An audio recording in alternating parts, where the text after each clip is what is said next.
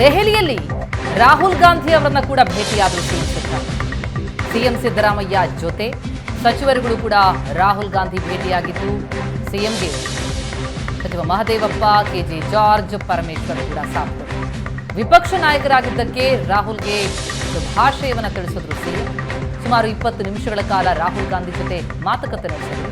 ಸಿದ್ದರಾಮಯ್ಯ ಮತ್ತು ಸಚಿವರುಗಳ ಜೊತೆ ರಾಹುಲ್ ಗಾಂಧಿ ಚರ್ಚೆ ಬಳಿಕ ಪ್ರತ್ಯೇಕವಾಗಿ 10 ನಿಮಿಷ ಸಿದ್ದರಾಮಯ್ಯ ಜೊತೆ ಮಾತುಕತೆ ನಡೆಸಿದ್ದಾರೆ. ರಾಜ್ಯ ರಾಜಕೀಯ ಬೆಳವಣಿಗೆಯ ಬಗ್ಗೆ ಹಾಗಿದ್ರೆ ಸಿಎಂ ಮಾಹಿತಿ ನೀಡಿದ್ರ. ಹಾಗಾದ್ರೆ ಸಿದ್ದರಾಮಯ್ಯ ಮತ್ತು ರಾಹುಲ್ ಗಾಂಧಿ ನಡುವೆ ನಡೆದಂತಹ ಮಾತುಕತೆಗೆ ಇನ್ಸೈಡ್ ಸ್ಟೋರಿಗೆ ಯಾವೆಲ್ಲ ವಿಚಾರಗಳ ಕುರಿತು ಉಭಯ ನಾಯಕರು ಮಾತುಕತೆ ನಡೆಸಿದ್ದಾರೆ. ಏಷ್ಯಾನೆಟ್ ಸುವರ್ಣ ನ್ಯೂಸ್ನಲ್ಲಿ ಸಿದ್ದು ರಾಹುಲ್ ಭೇಟಿಯ ಇನ್ಸೈಡ್ ಡೀಟೇಲ್ಸ್. 20 ನಿಮಿಷಗಳ ಕಾಲ ರಾಹುಲ್ ಗಾಂಧಿ ಜೊತೆ ಮಾತುಕತೆ ನಡೆಸಿದ್ರು ನಾಯಕರು. ಸಿಎಂಗೆ ಮಹದೇವಪ್ಪ, ಕೆಜೆ ಜಾರ್ಜ್ ಮತ್ತು ಪರಮೇಶ್ವರ್ ಸಾಥ್ ಕೊಟ್ಟರು. ಅದಾದ ಮೇಲೆ ಪ್ರತ್ಯೇಕವಾಗಿ 10 ನಿಮಿಷ ಸಿದ್ದರಾಮಯ್ಯ ಜೊತೆ ಮಾತುಕತೆ ನಡೆಸಿದ್ದಾರೆ ರಾಹುಲ್ ಗಾಂಧಿ. ಹಾಗಿದ್ರೆ ಆ ಮಾತುಕತೆಯ ಡೀಟೇಲ್ಸ್ ಏನು, ಇನ್ಸೈಡ್ ಏನು? ಲೋಕ ಚುನಾವಣೆಯಲ್ಲಿ ಕಡಿಮೆ ಕ್ಷೇತ್ರ ಬಂದಿರೋದಕ್ಕೆ ವರದಿ. ರಾಹುಲ್ ಗಾಂಧಿಗೆ ಈ ಬಗ್ಗೆ ವರದಿ ಕೊಟ್ಟಿದ್ದಾರೆ ಸಿಎಂ ಸಿದ್ದರಾಮಯ್ಯ.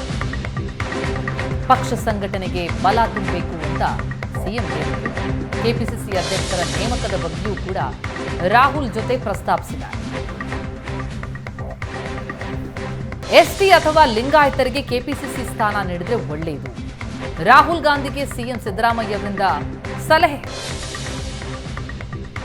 ಕೆಪಿಸಿಸಿ ಅಧ್ಯಕ್ಷರ ನೇಮಕದ ಬಗ್ಗೆ ರಾಹುಲ್ ಜೊತೆ ಪ್ರಸ್ತಾಪಿಸಿರುವಂತಹ ಸಿದ್ದರಾಮಯ್ಯ ಎಸ್ಟಿ ಅಥವಾ ಲಿಂಗಾಯತರಿಗೆ ಕೆಪಿಸಿಸಿ ಸ್ಥಾನ ಕೊಟ್ಟರೆ ಒಳ್ಳೆಯದು ಎನ್ನುವ ಸಲಹೆಯನ್ನ ನೀಡಿದ್ದಾರೆ. ಈ ಕುರಿತು ಇನ್ನಷ್ಟು ಡೀಟೇಲ್ಸ್ ಪಡಿತಾ ಹೋಗೋಣ. ನಮ್ಮ ದೆಹಲಿ ಪ್ರತಿನಿಧಿ ಡೆಲ್ಲಿ ಮಂಜು ಸಂಪರ್ಕದಲ್ಲಿದ್ದಾರೆ. ಮಂಜು, ರಾಹುಲ್ ಗಾಂಧಿ ಅವರನ್ನ ಸಿದ್ದರಾಮಯ್ಯ ಭೇಟಿಯಾಗಿದ್ದಾರೆ. ಈ ಪ್ರತ್ಯೇಕ 10 ನಿಮಿಷಗಳ ಮಾತುಕತೆ ಏನಿದೆ ಇದು ಕುತೂಹಲವನ್ನ ಮೂಡಿಸ್ತಾ ಇದೆ. ಏನ್ ನಡೀತು, ಇನ್ಸೈಡ್ ಸ್ಟೋರಿ ಏನು? ಜೊತೆಗೆ ರಾಹುಲ್ ಗಾಂಧಿಗೆ ಏನು ವರದಿ ಕೊಟ್ಟಿದ್ದಾರೆ ಸಿಎಂ ಸಿದ್ದರಾಮಯ್ಯ? ಈ ವರದಿಯ ವಿಚಾರಗಳ ಬಗ್ಗೆ ಏನ್ ಡೀಟೇಲ್ಸ್ಗಳು ಲಭ್ಯ ಆಗ್ತಾ ಇದೆ?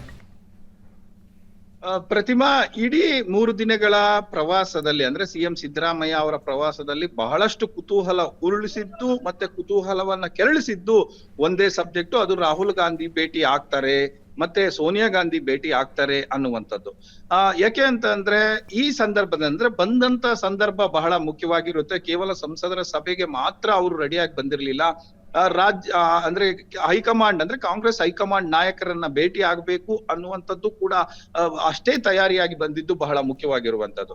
ಈ ಸಂದರ್ಭದಲ್ಲಿ ಸಾಕಷ್ಟು ಅಂಶಗಳು ಚರ್ಚೆ ಆಗಿದಾವೆ. ಕೇವಲ ಸೂಕ್ಷ್ಮವಾಗಿ ಒಂದಷ್ಟು ಯಾಕಂದ್ರೆ ಅವರು ಸುಮಾರು ದೊಡ್ಡ ನಿಯೋಗ ಹೋಯ್ತು, ಅವರೆಲ್ಲರಿಗೂ ಕೂಡ ಕರೆದಿದ್ರು, ದೊಡ್ಡ ನಿಯೋಗವೂ ಕೂಡ ಹೋಯ್ತು.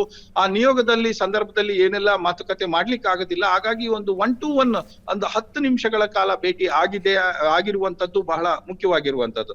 ಈ ಸಂದರ್ಭದಲ್ಲಿ ಏನು ಲೋಕಸಭಾ ಚುನಾವಣೆ ಫಲಿತಾಂಶ ಅವ್ರಿಗೆ ಗೊತ್ತಿಲ್ಲ ಅಂತ ಅಲ್ಲ, ಗೊತ್ತಿಲ್ಲದೆ ಆಗಿರುವಂತಹ ತಪ್ಪು ಮತ್ತೆ ಒಪ್ಪುಗಳು ಅಂದ್ರೆ ನಾವು 9 ಸೀಟ್ ಪಡಿಲಿಕ್ಕೆ ಏನೆಲ್ಲ ಮಾಡಿದ್ವಿ, ಅದರ ಗೆಲುವಿನ ರಹಸ್ಯ ಏನು ಅನ್ನುವಂಥದನ್ನ ವಿವರಣೆ ಮತ್ತೆ ಆ ನಾಯಕರು ಮಾಡಿದಂತಹ ಕೆಲಸಗಳು ಅದರ ಬಗ್ಗೆ ಮಾತನಾಡಿದ್ದಾರೆ.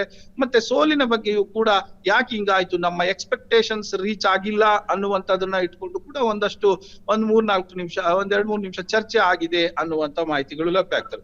ಇನ್ನು ಉಳಿದಿರುವಂತದ್ದು ಈ ಕೆಪಿಸಿ ಏನು ಸರ್ಕಾರ ರಚನೆಯ ಸಂದರ್ಭದಲ್ಲೇ ಡಿ.ಕೆ. ಶಿವಕುಮಾರ್ ಕೂಡ ಅಧಿಕೃತವಾಗಿ ಮಾಧ್ಯಮಗಳ ಮುಂದೆ ಹೇಳಿದ್ರು, 1 ವರ್ಷದ ತನಕ ಅಥವಾ ಲೋಕಸಭೆ ಚುನಾವಣೆ ಆಗುವ ತನಕ ನಾನೇ ಕೆಪಿಸಿಸಿ ಅಧ್ಯಕ್ಷರಾಗಿ ನಾನು ಮುಂದುವರಿತೇನೆ ಅನ್ನುವಂಥದ್ದು ಅದು ಅವರ ಬೇಡಿಕೆಯೂ ಕೂಡ ಆಗಿತ್ತು. ಆ ಸಂದರ್ಭದಲ್ಲಿ ಇದಕ್ಕೆ ಕೇಂದ್ರ ಹೈಕಮಾಂಡ್ ಕೂಡ ಒಪ್ಪಿತ್ತು, ಕಾಂಗ್ರೆಸ್ ಹೈಕಮಾಂಡ್ ಕೂಡ ಒಪ್ಪಿತ್ತು. ಆದ್ರೆ ಅದೆಲ್ಲವೂ ಕೂಡ ಮುಗಿದಿದೆ, ಫಲಿತಾಂಶ ಬಂದಿದೆ.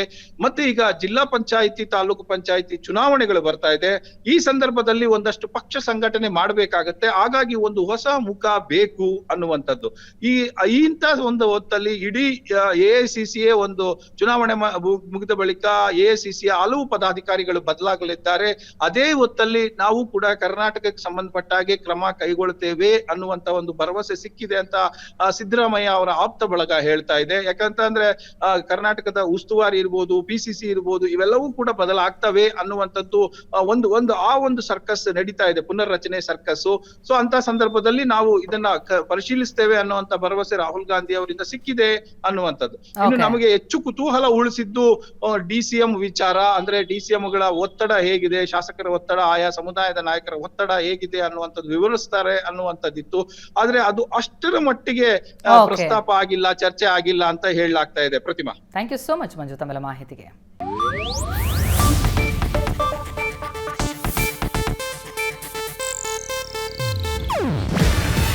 ಇದು ಏಷ್ಯಾನೆಟ್ ನ್ಯೂಸ್ ನೆಟ್ವರ್ಕ್ ಪ್ರಸ್ತುತಿ.